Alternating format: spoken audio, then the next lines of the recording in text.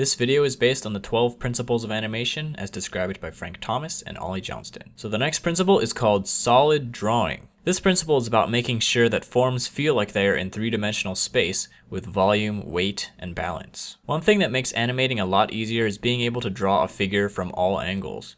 This requires knowledge of three-dimensional drawing. For example, when drawing a line on a sphere, it must follow the contour of the sphere's surface. A straight line instantly makes the circle look flat.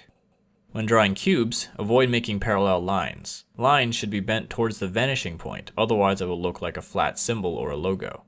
When doing a rough pass of the character, use basic solid shapes like spheres, cubes, and cylinders to construct the character, instead of circles, squares, and rectangles. This will help you be mindful of the space they're in. Another thing you can do is draw perspective lines on the ground to keep track of their distance from the camera, so that you can know when to draw them bigger or smaller. When moving on to the clean line version of your character, be very mindful of overlap, and try to include it whenever possible. Without overlap, everything appears to be on the same plane, but just adding a single line here and there can define where surfaces come out and where they recede. Another thing to note when doing lines is to avoid symmetry. Symmetrical lines look flat. Try to pair a straight line with a curved line, or offset two curved lines, so it looks more natural and dynamic.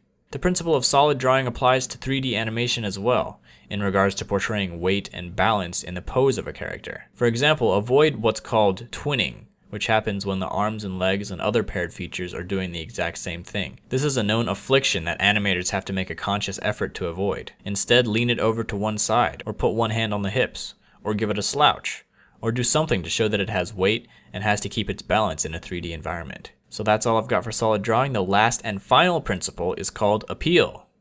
Thanks for watching, and I'll see you in the last video.